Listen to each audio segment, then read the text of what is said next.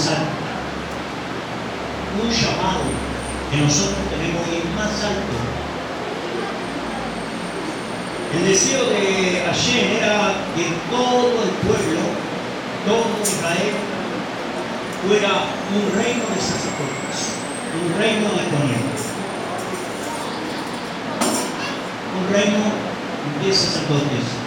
El pueblo después adoró el becerro de oro y se quedó sin el sacerdocio, mas ellos mismos no querían ser todos sacerdotes, y fue solamente la tribu de Leví la tribu de Leví se le unió a Moisés y mató amigos, mató familias, mató hermanos. Entonces ellos fueron la tribu escogida para ser el sacerdocio. Vamos a abrir la escritura en Génesis, Bereshit, capítulo 14, versículo 17 en adelante. Ahora está mejor porque se trabajando. Melquisedec es rey de justicia, rey de paz. Melqui de Malach, Melqui, rey. Sedec, justicia. Melquisedec, justicia. Rey de justicia, rey de paz. Porque era rey de Salem. Ahora lo vamos a leer. Bereshit, Génesis capítulo 14. Ahí vamos a estar con la primera. Solamente en la escritura se habla 3 veces de Melquisedec. Solamente 3 veces. Se habla en este capítulo de Bereshit, de Génesis, se habla en un salmo y se habla en Hebreos, la carta de Hebreos.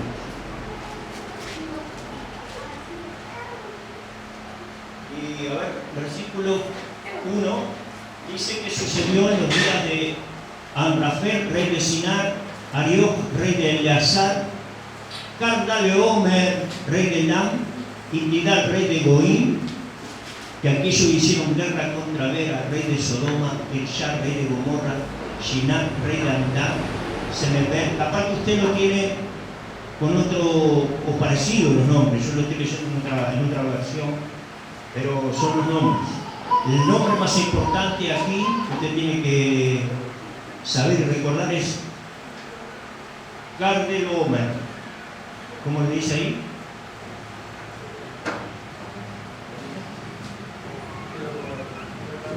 Kedorlaomer. ¿Está bien? Bien.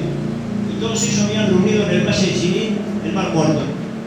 Usted lea el pasaje, y este pasaje es cuando toman cautivo a Lot, sobrino de Abraham, y se lo llevan cautivo, y Abraham va a pelear contra esos reyes. Hay 4 reyes contra 5. Y Abraham pelea para Gomorra, para Sodoma, para rescatar a Lot. Cuando vence a Cardaleomer, era justamente el otro rey, el otro, contrario. Dice que, versículo 17, vamos a leer 17. Dice, el rey de Sodoma salió a recibir, tras su regreso, después de haber vencido a Cardaleomer y a los reyes que se hallaban con él, el valle de Sabe, que es el valle del rey. Y de ahí dice, el 18, pero Melquisedec, rey de Salem, llevó pan y vino. Él era sacerdote de Dios el Supremo. Él lo bendijo diciendo, bendito es Abraham de Dios el Supremo, hacedor del cielo y de la tierra. Y bendito es Dios el Supremo que ha entregado a tus enemigos en tus manos, y Abraham le dio un diezmo de todo. Algo parecido dice en su Biblia, porque tiene usted una versión diferente de la que estoy leyendo, pero más o menos la que yo puse acá. Y la historia es que Abraham vence a este rey, y la pregunta que tenemos que hacer no es ¿quién es este que aparece aquí? Melquisedec. Aparece, es un sacerdote que aparece y le da pan y vino. Y Abraham le da el diezmo de todo. ¿Pasa? Pan y vino. Pan y vino en la Biblia quiere decir una ofrenda de paz. Tiene que ver con la ofrenda de paz. Y justamente este rey, Melquisedec, es un rey de paz. El rey de justicia, el rey de paz. No dice quién es, todavía no sabemos quién es, pero aparece ahí. Y ahora la pregunta es quién es Kedorlaomer. Kedorlaomer, según Génesis capítulo 10, versículo 22, nos muestra los hijos de Sem. Y él dice, en este pasaje leemos Génesis 14, que era el rey de Elam. Rey de Elam, quiere decir que era un descendiente de Elam. ¿Quién es Elam? Elam es hijo de Sem. Hijo de Sem. Nos dice que Kedorlaomer es rey de Elam, ciudad de uno de los hijos de Sem. Entonces, Kedorlaomer es un descendiente de Sem. Resulta que también Abraham es descendiente de Sem. Descendiente de Sem por la línea de Arfaxad. Y ahora vamos a ver. Ahí está. No sé si se puede ver bien ahí. La línea de Sem, allá arriba, la punta, Sem. Ahí está Arsafat en el medio. Esa es la línea de Abraham.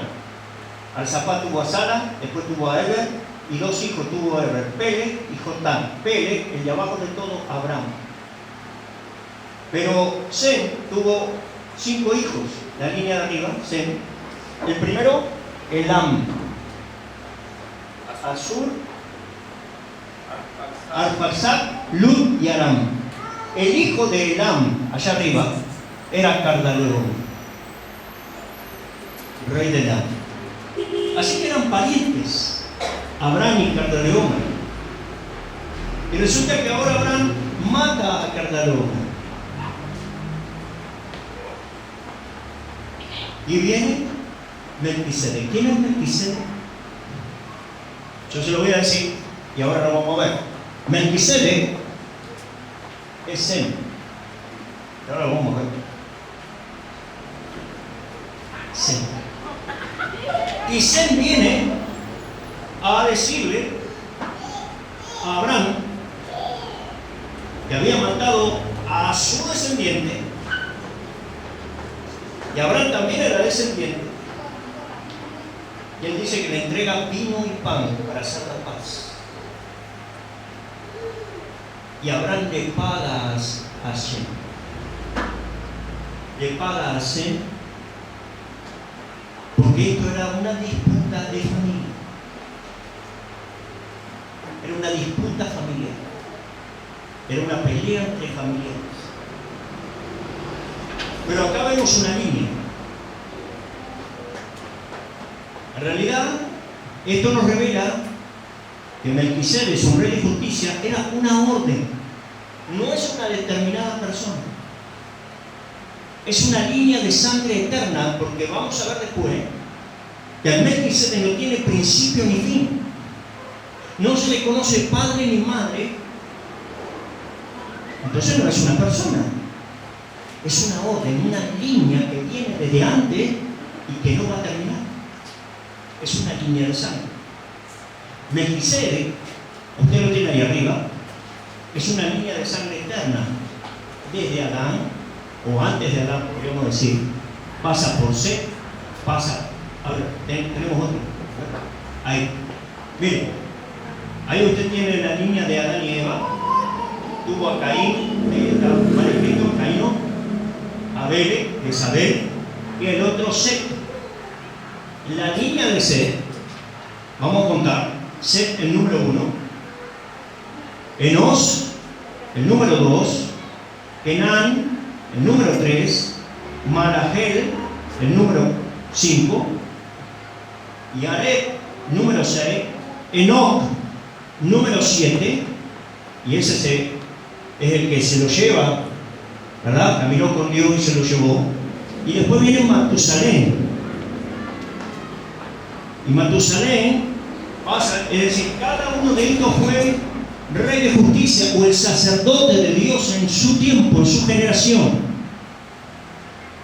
Primero fue Set, después fue Enos, después fue Kenán, después fue Malagel, después fue Yared y después fue Enoc, hasta que se lo lleva y quedó su hijo Matusalén. Y Matusalén tiene a Lamec. ¿Y por qué no fue Lamec el rey de justicia después de Matusalén? Porque Malec se muere antes, aún estando vivo Matusalén, y queda el hijo de Lamec, que es Noé. Segunda de Pedro 2, mire lo que dice. Segunda de Pedro 2, 2:4. Es decir, Noé es el octavo en la línea.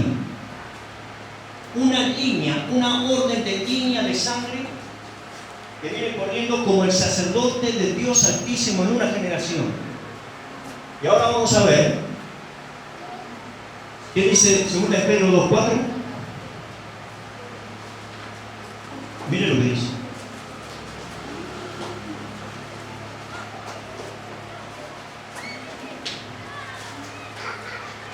¿Lo tenés?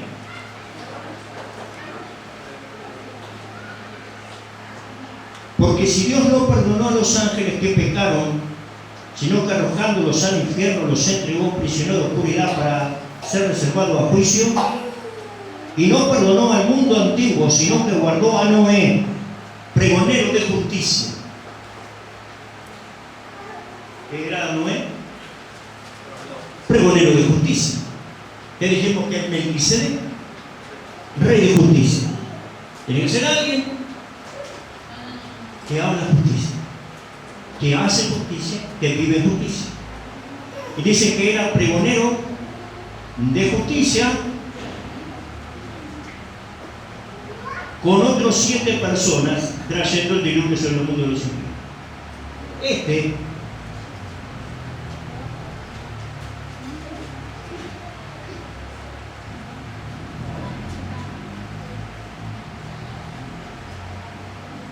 Y condenó por destrucción a las ciudades de Sodoma y de Gomorra, reduciéndolas a ceniza y poniéndolas por ejemplo a los que habían de vivir impiamente, y libró al justo Lot, abrumado por la nefasta conducta de los malvados.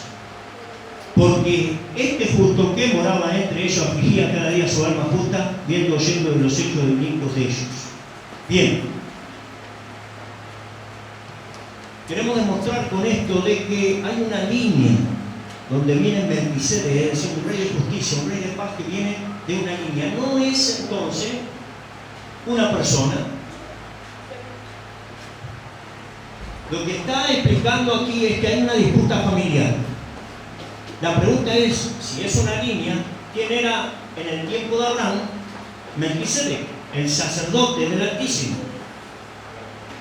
Era el hijo de Noé. Shem. Eso está en el libro de Yacer también. El libro de Yacer dice que Shem o Sem era el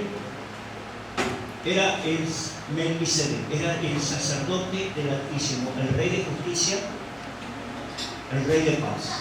Así que el hijo de Noé, Shem, vino a Abraham y ahí hablaron entre ellos de que el rey Cardeleomer, que era descendiente de Sem, había muerto, y acá había un problema ahora en la familia.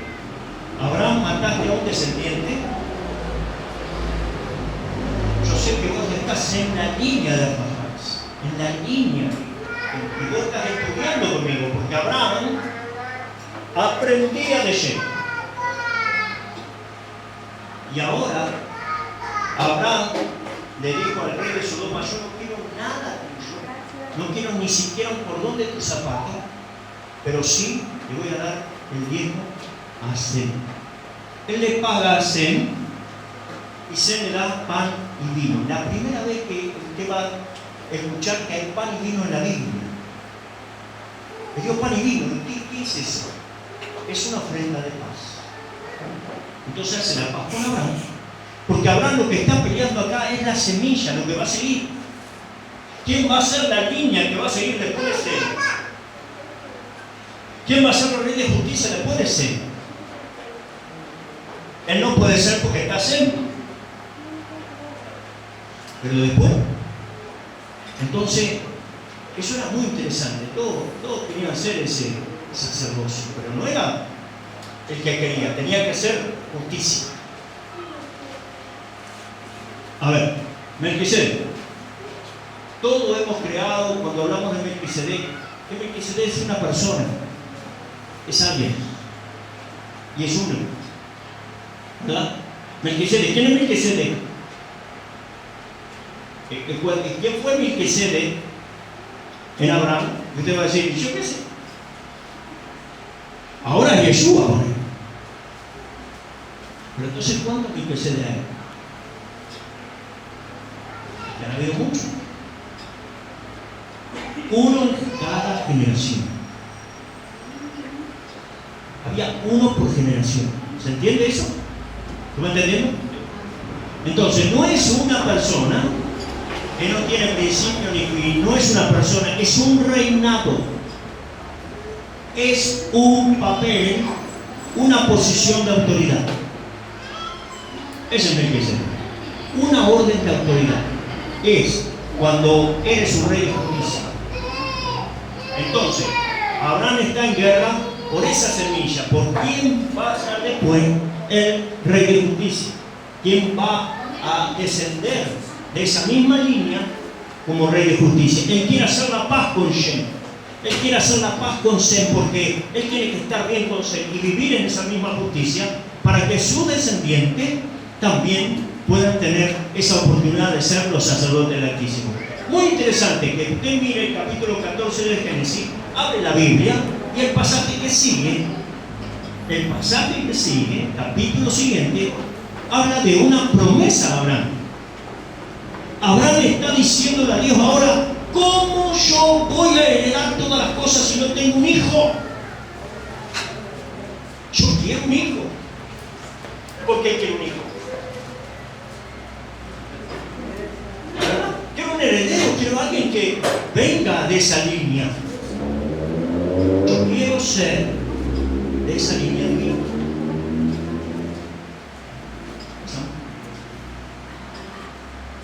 Entonces, capítulo 15, ¿qué dice? 15 y 14 minutos.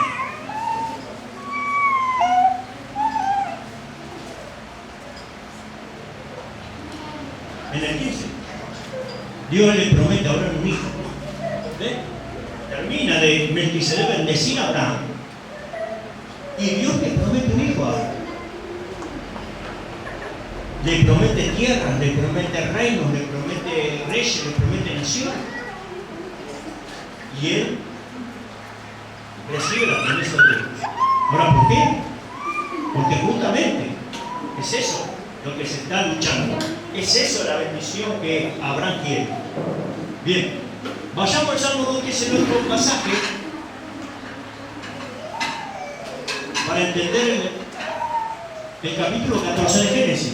El Salmo 2 dice, ¿por qué se amotinan las naciones y los pueblos, fraguan planes vanos?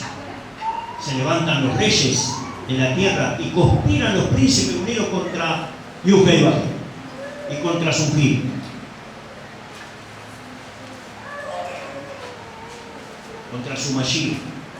Rompamos sus coyundas, quitemos sus cuerdas, sus ligaduras. El que está entronizado en el cielo se ríe, nunca y baja y se burla de ellos. Entonces les habla en su ira, en su indignación, los aterroriza. Yo he instalado a mi rey en Sion, mi monte santo. Voy a proclamar el decreto de ayer. Él me dijo, tú eres mi hijo, yo te he procreado hoy. Este es el Salmo. Este Salmo explica el porqué se amotinan. ¿Por qué? Se habían amontonado los reyes contra su ungido. ¿Y cuál era el problema? No era Abraham. El problema de las naciones de los reyes era se habían amotinado contra Shem. Pero para entenderlo, pasamos un poquito por eso. Dice que en la orden, ahora vamos a ir y venir. Ya leímos el pasaje del Salmo. Una orden. ¿Qué es una orden? Hebreos 5:5. Déjenlo tranquilo, déjenlo. No se va a caer.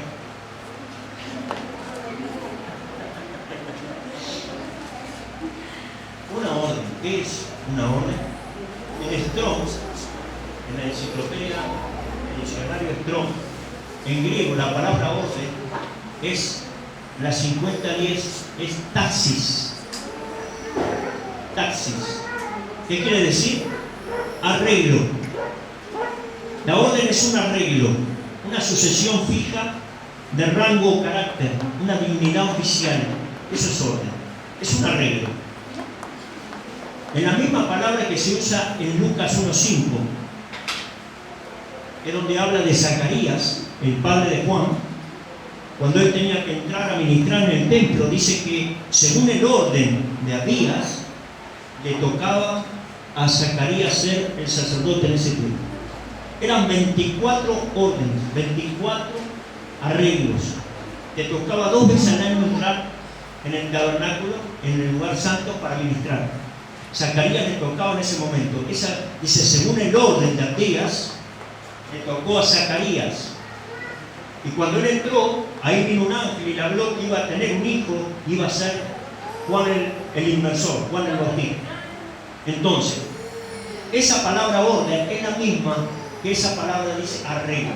¿Qué es entonces un orden? Un arreglo de servicio, un arreglo de cómo se sirve, un arreglo para ministrar en el templo.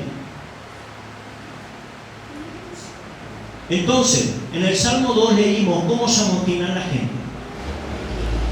Y ahí dice que se amontonaron para pelear contra Sem. Se amontonaron porque ellos querían quitar, querían quitar sus ligaduras. Y ahora vamos a ir a esa palabra ligadura que usted tiene que entender. El Salmo 110, 4, habla del juramento. Ahí dice, en el versículo 4, Hashem ha jurado y no se retractará. Tú eres sacerdote para siempre, según el orden de Melquisedec. ¿Para de quién habla? Estamos en un Salmo 110. ¿Está bien? ¿De quién está diciendo, verdad? Es una alabanza de David. ¿No sé? Sí. Será sacerdote para siempre, según el orden de Melquisedec, un rey de justicia. ¿Cuándo vemos un rey de justicia? Dice que en Eclesiastés el rey Salomón era el predicador de justicia. Un Melech Sadek, un rey justo, un rey de justicia, que predicaba justicia. Pasamos. Ahora sí, 110 dice. La palabra juramento tiene que ver con la palabra en Hebreo 76:50 en el Strong, que es Shabbat, estar completo, hacerse 7 uno mismo, jurar como si repitiese una declaración 7 veces, conjurar, dar, exigir, juramentar, jurar solemnemente. Eso es juramento. Juramento. Viene también de la palabra dabar, que dabar, arreglar, anunciar, declarar, decretar, proclamar, prometer, pronunciar. Quiere decir que este sacerdote iba a ser juramentado, declarado a través de la palabra, de un juramento. ¿De quién? De Hashem. Hashem decreta, declara y jura que será sacerdote para siempre. Bien, hasta acá, ¿verdad? Tenemos lo que es Melquisedec. Salmo 2 nos dice, explica lo que ocurrió en Génesis 14. ¿Por qué se rebelan las naciones contra Shem y su ungido? Dice, rompamos las cuerdas, rompamos las ligaduras que nos unen a Él. ¿Qué? Rompamos la línea de orden hablada, rompamos los juramentos, rompamos las ligaduras, sus puertas, las costumbres que fueron enseñadas por generaciones. ¿Verdad? Ligadura. La palabra ligadura es la palabra musar en hebreo, que significa castigo, represión, advertencia, instrucción, ligadura. Es decir, cuando yo te digo ligadura, hay una instrucción, hay un restringir, es una cadena, un consejo, una censura. Y yo quiero quitarme esa ligadura, quiero quitarme el consejo, quiero quitarme la instrucción que vos me das, quiero sacar de mí la corrección, quiero quitar de mí el ser corregido, el ser disciplinado, esa enseñanza que ese ungido trae, yo no la quiero. Por eso se amotinan la gente. No queremos que Shen siga con esa línea de enseñanza que viene del Dios Altísimo. No queremos esa línea. No queremos que el ungido siga sobre nosotros. Nosotros queremos ser reyes por nosotros mismos, naciones por nosotros mismos, queremos vivir como nosotros queremos. No quiero más esas ligaduras. Quieren cortar esa ligadura. El Salmo 2 explica lo que pasó en Génesis 14. Se amotinaron. Y Abraham pelea contra eso. Y Sem viene a hacer la paz con Abraham.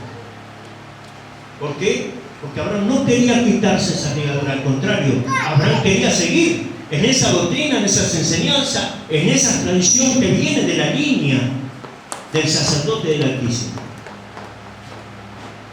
Entonces, tenemos que ver ahora cómo sigue esta línea. Esta línea seguía, ¿verdad?, con Salomón. Hasta ahí la seguimos con Salomón, con la línea de Judá. Y ahora, si esos son los sacerdotes, nosotros sabemos que hay otra línea, otra orden, que es la línea de Aarón, la levítica. Entonces, cuando vamos al Nuevo Testamento, ¿verdad?, dejan allá, nos encontramos con los esenios en Qumran. Si alguno no escuchó de esto, ahora lo vamos a decir. Los esenios era un grupo que se fue al desierto y estaba en las cuevas de Qumran. En 1947 se encontraron los rollos de Qumran y ahí se supo un poco más quiénes eran. Para hacerlo bien sencillo, los sacerdotes levíticos se habían ido al desierto de Qumran, porque en Jerusalén se había quedado un sacerdocio corrupto, que era de los herodianos, y ahí estaba Caifás. Caifás era el sumo sacerdote corrupto herodiano, que no era de Leví. Y los de Leví, entonces, los hijos de Aarón, se habían ido al desierto, a esas cuevas de Qumran, escapando de la corrupción, escapando de lo falso. Entonces, dice que los de Qumran, los del desierto, esperaban a Melquisedec, esperaban un rey justo, esperaban al ungido, al Mashiach. Ellos sabían que tenía que venir, ellos conocían que tenía que venir de la línea de Melquisedec, tenía que venir un rey justo y santo.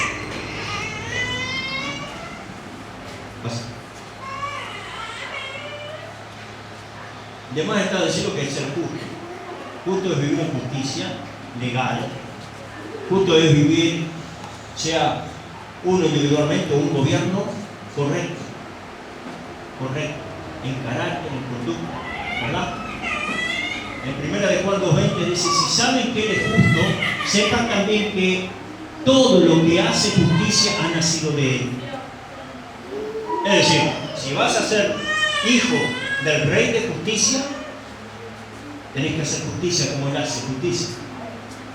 No podés decir, yo soy el hijo del Rey justo y ser un injusto y vivir en iniquidad. ¿Se entiende? Hijo de justicia. Acá tengo un pasaje conocido. Y cuando Yeshua habla con los fariseos, se para con los fariseos. Los fariseos le dicen, nosotros vamos a entrar al cielo, ¿cuál es el problema? ¿No sé? Él les dice, No todo el que me dice maestro, maestro entrará, o Señor, Señor, entrará en el reino de los cielos, sino el que hace la voluntad de mi Padre que está en los cielos. Muchos me dirán en aquel día, maestro, maestro, nosotros profetizamos tu nombre, en tu nombre expulsamos demonios y en tu nombre hicimos muchas obras poderosas. Entonces yo les declararé, nunca los conocí, apártense de mí, obreros sin ley. Si no tienen ley, no viven en justicia, viven en la injusticia, viven en la iniquidad, viven en el pecado. Entonces, para ser hijos del Rey de justicia, tenés que vivir en justicia. Ellos eran hijos, sí. Vos podés ser hijo del Rey.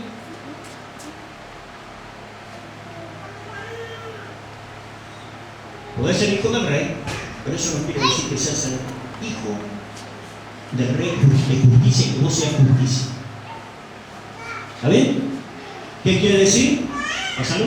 Él no puede vivir haciendo una obra en altar. Hijo de justicia, los que practican la iniquidad, los que no tienen ley, no cumplen con lo que es justo, no son justos, por lo tanto no son hijos de justicia.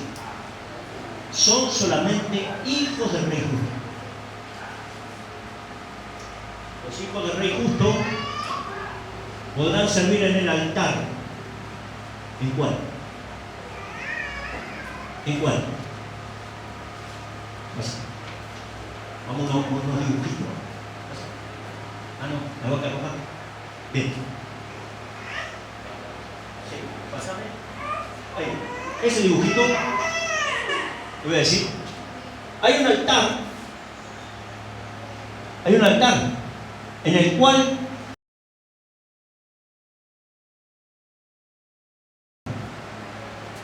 el altar está fuera de Jerusalén. Ahí tienen una foto ustedes de lo que es el altar fuera de Jerusalén. Jerusalén está allá y el templo está allá. Y va derecho ese altar, por ese puente que está hecho, va derecho a la puerta del tabernáculo y la puerta del tabernáculo está frente a ese altar. Ahí hay una vaca roja. La vaca alazán. ¿Por qué es tan importante para los judíos hoy conseguir la vaca alazán, la vaca roja? Porque si no tienen la vaca roja, no tienen la ceniza para purificar a los sacerdotes. Con la vaca alazán, la ceniza, la vaca alazán, se purificaba todo el templo, todas las cosas del templo, el mobiliario y aún los sacerdotes. Así que si vas a servir, tenés que servir en este altar, porque adentro hay dos altares más. Está el altar del sacrificio adentro, en el atrio, y está el altar, ¿verdad?, del incienso. Así que hay dos altares allá que esos ministran los hijos de Aarón. Pero en este no ministran los hijos de Aarón. En este no pueden ministrar los hijos de Aarón porque están impuros. Justamente este altar y este sacrificio era una sola vez y eran para purificar a los sacerdotes para que puedan ministrar en los otros altares. Ahora, ¿en qué altar estamos ministrando nosotros?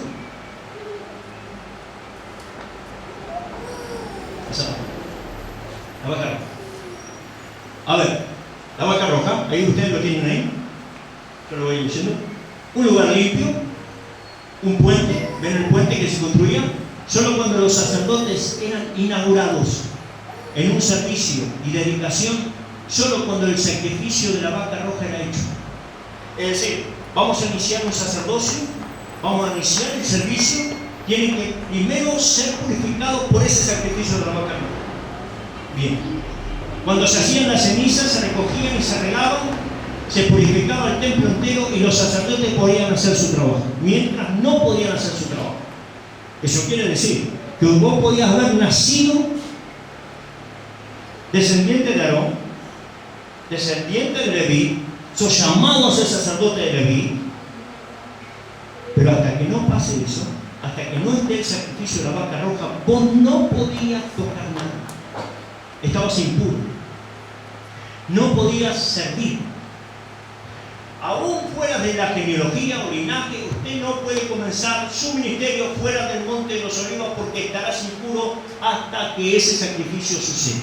Sacrificada fuera del campamento. ¿Por qué tiene que ser sacrificada fuera del campamento si hay un templo allí con un altar para sacrificar? Lo que pasa es que una vez cada tanto, han habido solamente, ¿para qué tenía que ser sacrificada afuera? Porque el altar de los pecados, el templo y los sacerdotes estaban impuros por causa del pecado. Entonces, había que sacrificar esa vaca afuera para que sirva para purificar esa ceniza, para purificar el altar donde se mataban siempre y había pecado allí. El otro altar, cada mobiliario del templo y aún los sacerdotes que ejercían el servicio. La orden de Aarón estaba sujeta hasta que este sacrificio y la ceniza los purificara para servir. Mientras no pasara eso, ellos no podían tocar nada, estaban impuros. Esto viene a ser una representación del templo. Allá tienen el altar de bronce, entrada, el atrio, altar de bronce, el segundo altar acá, el altar de incienso, el lugar santo. Esos son los dos altares. Ahora, todo eso está impuro hasta que no se mate a la vaca roja y con su ceniza se purifique todo. Volvamos al Rey de Justicia.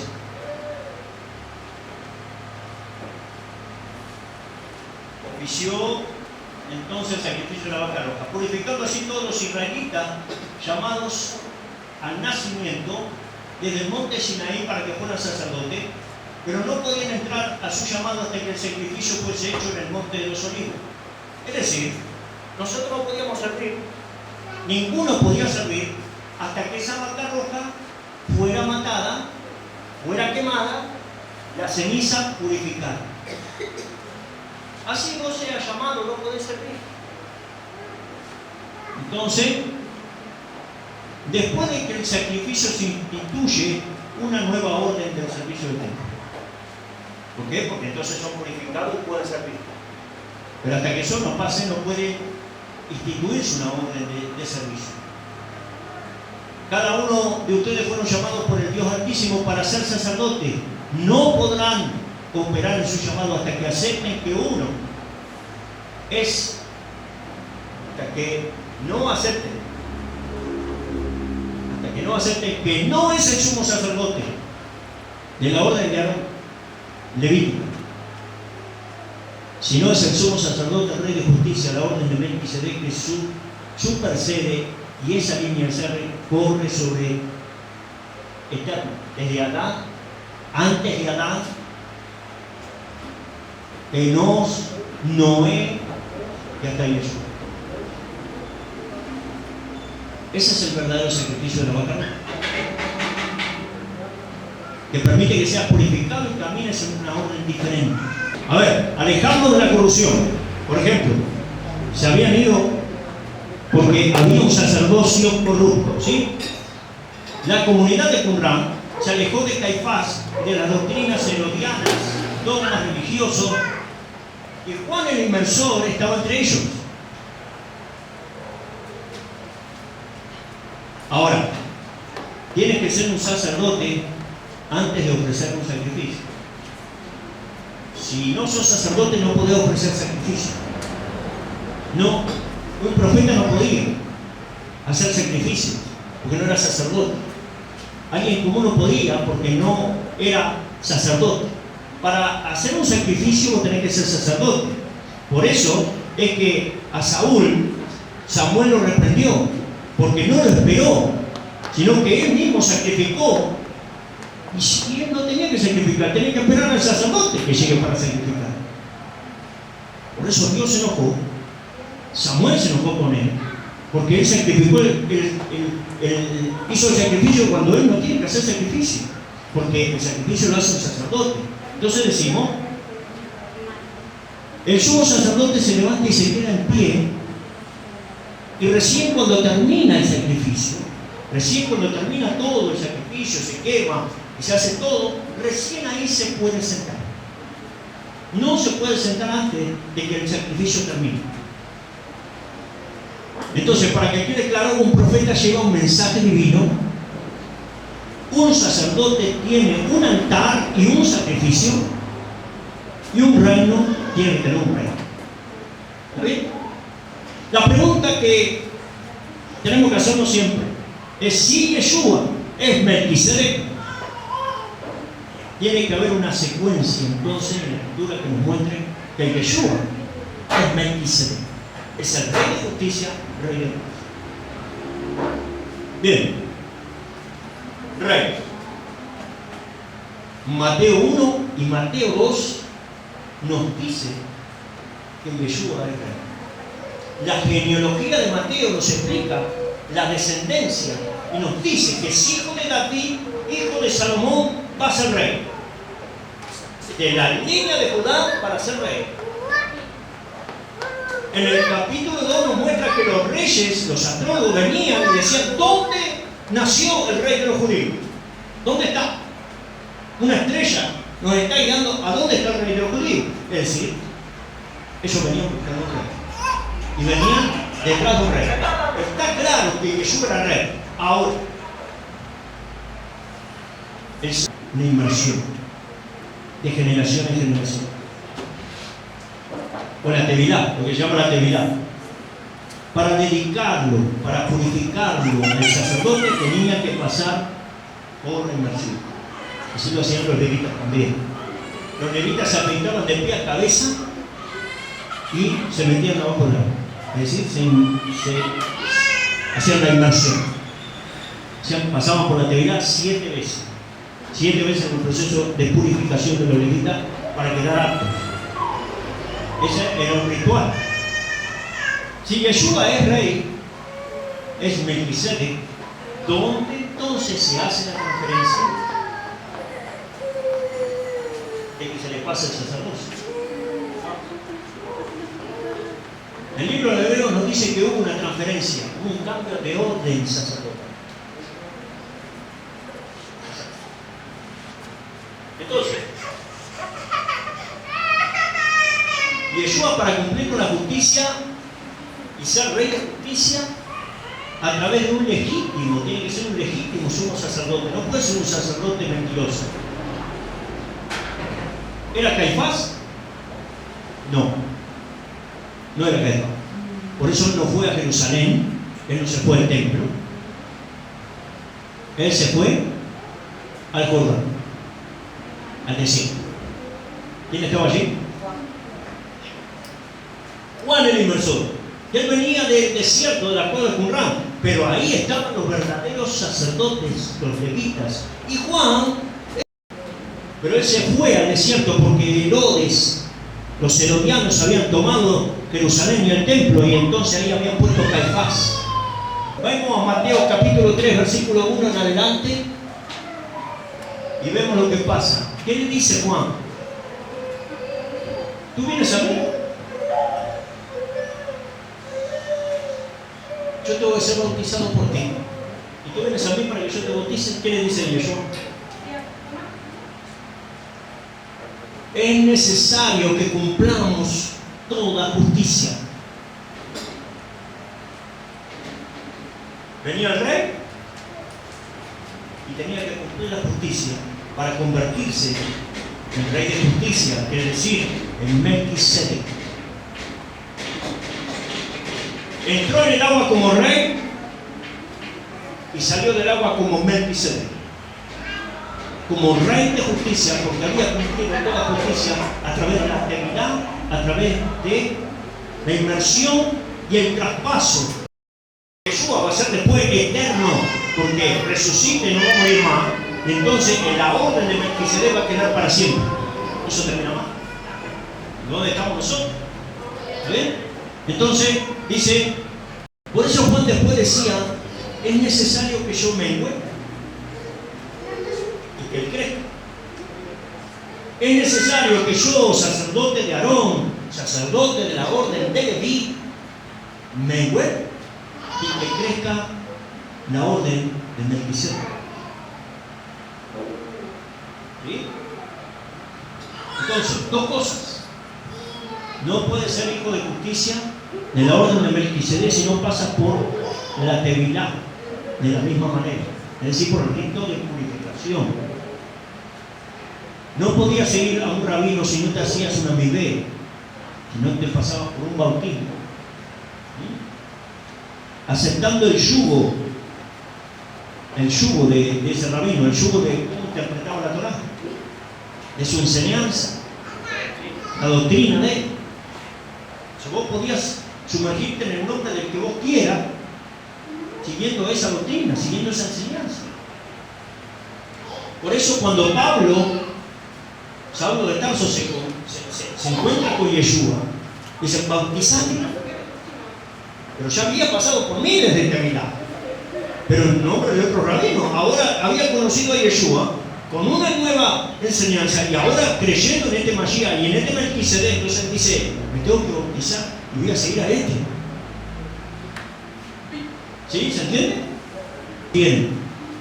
Yeshua entonces recibe la transferencia, un sacerdocio legítimo como Melquisedec, un rey de justicia, pero Yeshua todavía tiene que lidiar con Caifás, un sacerdocio corrupto. ¿Cómo lo hará? Lo va a hacer con la Torá, como se trata toda corrupción, como se trata todo lo que es pecado, como se trata todo lo que es inicuo, como se trata todo lo que no es de Dios, con la Torá. ¿Cómo va a tratar con la Torá? Quiero que entiendan este pasaje. Levítico 5:1. Ya terminamos. Si una persona pecara al aceptar una demanda de juramento y ser testigo, ya sea porque vio o porque sabía, y no atestigua, cargará con su iniquidad. Esto dice Levítico 5:1. Entonces, ¿qué pasó? Lo traen a Yeshua de Caifás. Esto está en Mateo capítulo 26, versículo 59, dice que los principales sacerdotes, los Juanín y todo el Sanedrín buscaron algunas evidencias falsas contra Yeshua para poder sentenciarlo a muerte. Pero no encontraron ninguna, a pesar de que muchos mentirosos vinieron a dar testimonio. Sin embargo, finalmente dos personas vinieron y dijeron: este hombre dijo, puede derrumbar el templo de Hashem y construirlo otra vez en 3 días.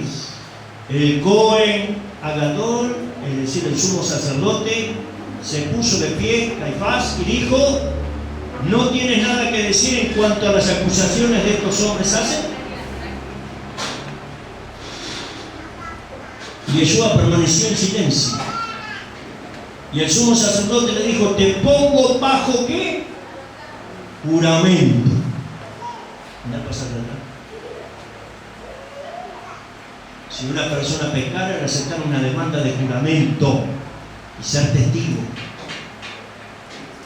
ya sea porque vio o porque sabía, y no atestigua, cargará con su iniquidad. Dice: te pongo bajo juramento. Ahora, si eso que dicen es verdad, y vos lo decís, se te toma como pecado. Y ellos no podían tener pecado, pues entonces no podía ser, ¿verdad? La vaca roja perfecta.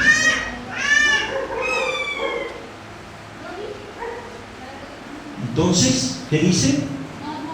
Cuando le dice así: te pongo bajo juramento por el Elohim viviente, dinos si tú eres Mashiach, el hijo de Elohim. Y Yeshua le dijo: las palabras son las tuyas. ¿Pero alcanza eso? Una cosa que lo diga Caifás, pero lo tiene que decir él. Si no, se le cuentan por pecado, porque él sabe la verdad. Si él sabe la verdad y no la dice, es pecado. Entonces Yeshua sí le dice esto: Mas yo te digo, que un día verás al Ben Adán, al Hijo del Hombre, sentado a la mano derecha de Yud-Heh-Vah-Heh y viniendo sobre las nubes del cielo. ¿Qué hizo? ¿Qué hizo Caifás? Rompió la vestidura sacerdotal, rasgó su vestido. ¿Saben lo que quiere decir eso?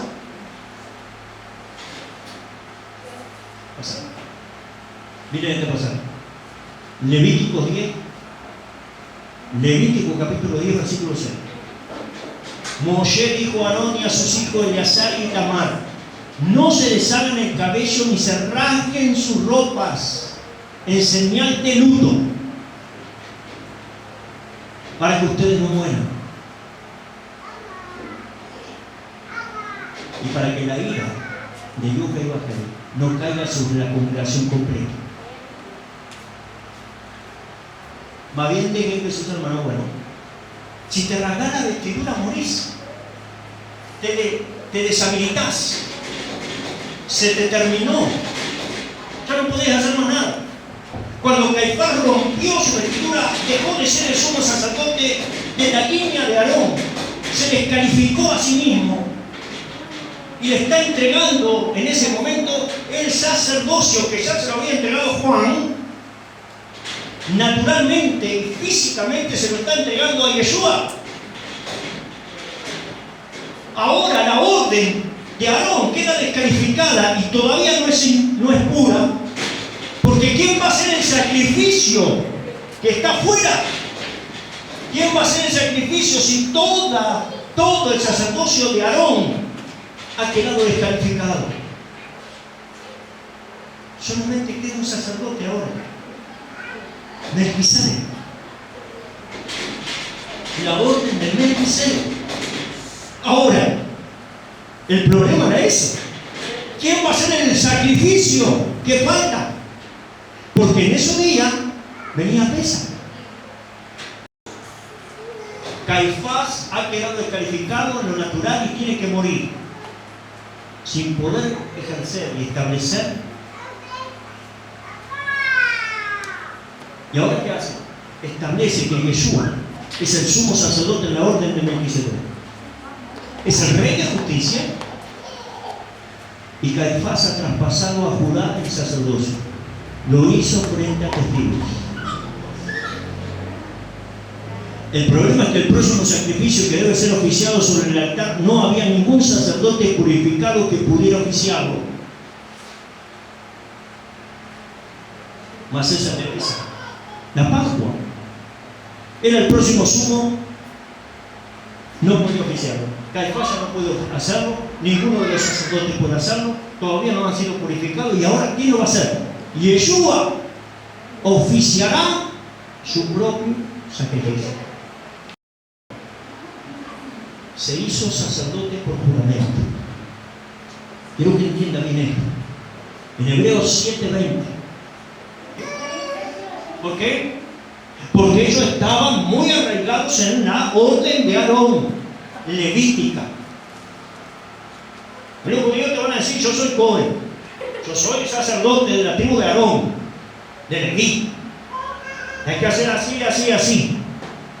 Pero Saulo de Tarso explica acá en el libro de Hebreos, capítulo 7, versículo 20, y lo que es de más peso, que Yud-Heh-Vah-Heh hizo un juramento, porque ningún juramento fue hecho relacionado con aquellos que llegan ahora a ser Kohanim, sacerdotes. Pero Yeshua se convirtió en sumo sacerdote por el juramento que Yud-Heh-Vah-Heh juró cuando le dijo en el Salmo que leímos: Yud-Heh-Vah-Heh ha jurado y no cambiará de parecer. Tú eres sacerdote para siempre. También esto demuestra cuánto mejor es el pacto por el cual Yeshua es garante. Hay un pacto en el cual es garante. Además, los actuales Kohanim son muchos debido que por la muerte son impedidos para poder continuar su oficio. Pero como él vive para siempre, su posición de sacerdote no se transfiere a nadie más. ¿Qué tenía que pasar? Tenía que morir este para que caiga este. Por eso Matusalén estaba vivo, no podía ser Lamec. Todavía estaba vivo. Se muere Lamec, cuando muere Matusalén queda Noé. Y cuando murió Noé quedó en Shem. Y así se fue siguiendo hasta que quedó en Salomón y quedó en David. Y ahora se la pasan a Yeshua. Pero Yeshua muere como la vaca, muere sacrificando como el rey Melquisedec, pero él resucita, no murió. Así que sigue siendo Melquisedec para siempre, no tiene fin.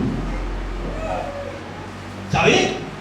Pero él ahora levantó un sacerdocio. Por eso dice que hay un reyes y sacerdotes. Volvió al original, a que todos sean reyes y sacerdotes para él. Entonces, ¿qué somos nosotros? ¿En qué orden estamos?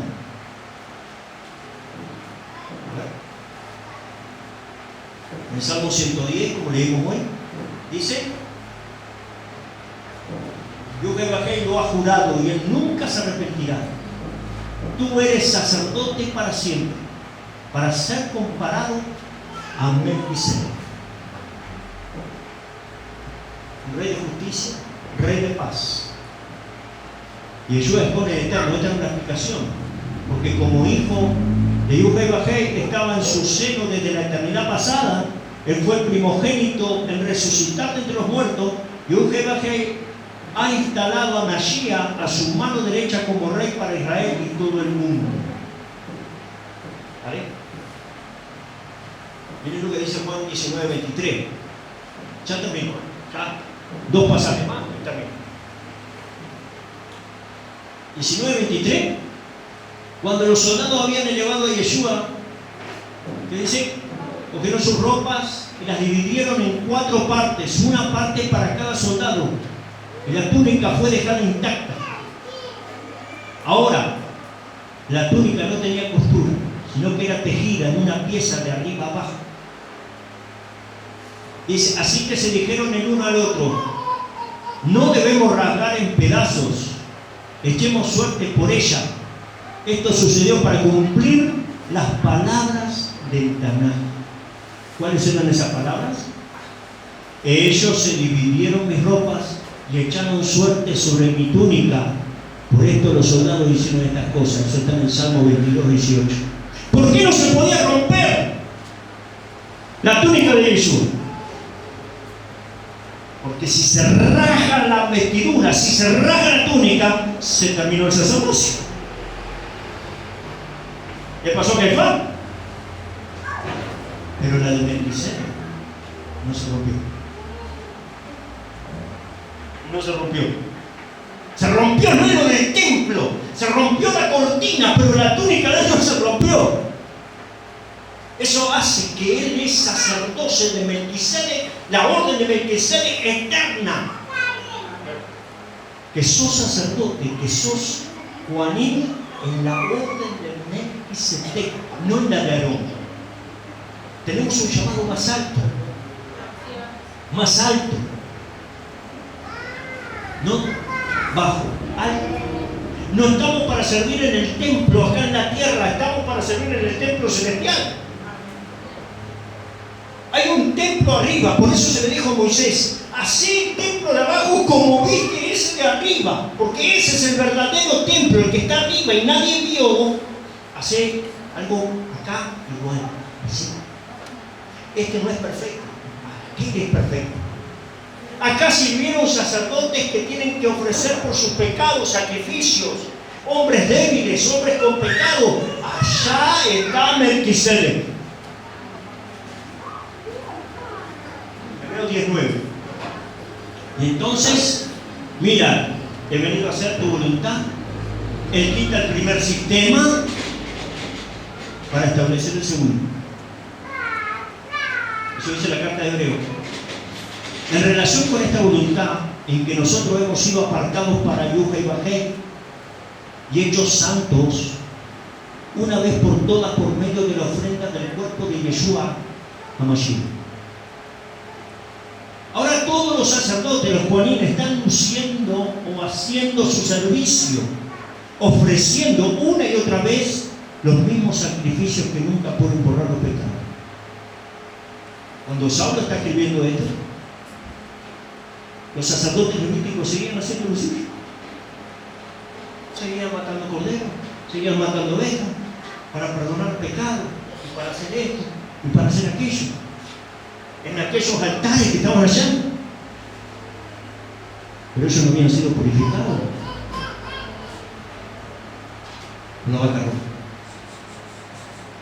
Entonces dice, pero él, habiendo ofrecido para siempre un solo sacrificio por los pecados, se sentó a la mano derecha de Yuja y Bajé. ¿Qué les dijimos? Que hasta que el sacrificio no se terminara, el sumo tenía que estar parado. No se puede sentar hasta que no termine el sacrificio. Entonces entendemos por qué Yeshua, cuando estuvo allí en el sacrificio, dijo, consumado es. Se terminó el sacrificio, está hecho, está terminado. Ahora sí, puede ir allá y sentar. Y se sentó a la derecha de su padre. Si no, tiene que seguir parado. Él se sentó porque como sumo sacerdote había terminado su trabajo. Entonces dice, desde entonces, para esperar hasta que todos sus enemigos sean puestos por estrado a sus pies, porque por una única ofrenda Él lleva a la meta para siempre a aquellos que están siendo apartados para Yuja y Bajé, hecho santo. Entonces se sentó porque todo sacrificio fue ya consumado. Este es el último pasaje de hoy. Lucas 7:28. Les digo, entre los nacidos de mujer no se ha levantado nadie mayor que yo, mayor que Juan, el que sumerge en agua. Pero aún el menor en el reino es mayor que él.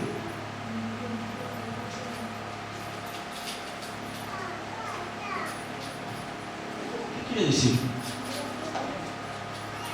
Y me dice, no hay nadie mayor que Juan, nacido de mujer. Es decir, Juan es mayor que Moisés. Juan es mayor que Elías. Juan es mayor que Isaías. Juan es mayor, dice. Yeshua lo dice. Les digo que entre los nacidos de mujer no se ha levantado nadie mayor que Juan, el que sumerge en agua. Pero aún así, el más chiquito del reino, el más chiquito de la orden de Melquisedec, es mayor que Juan. Claro, porque él tiene una orden de Aarón que se terminó y se la entrega a Melquisedec, y ese Aarón caducó. Entonces era mayor, sí, pero ahora el más chiquito de los hijos de justicia es mayor que yo, es mayor que Juan.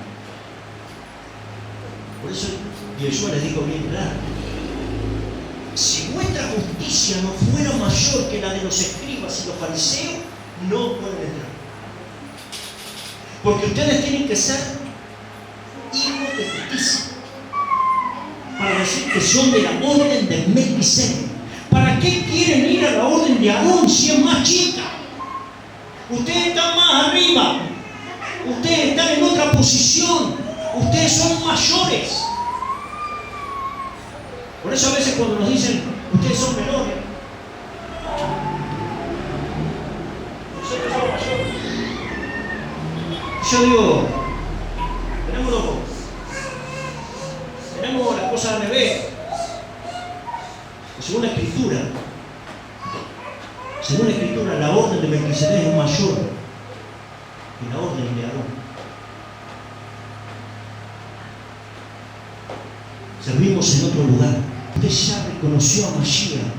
Usted tiene a Melquisedec, el rey de justicia, el rey de paz. Sea un hijo de justicia que esté en el servicio bajo la orden de Melquisedec y sirva al Eterno eternamente. Recomiendo leer la carta de Hebreos ahora, después de esto. Lea la carta de Hebreos y va a ser una carta totalmente diferente para usted.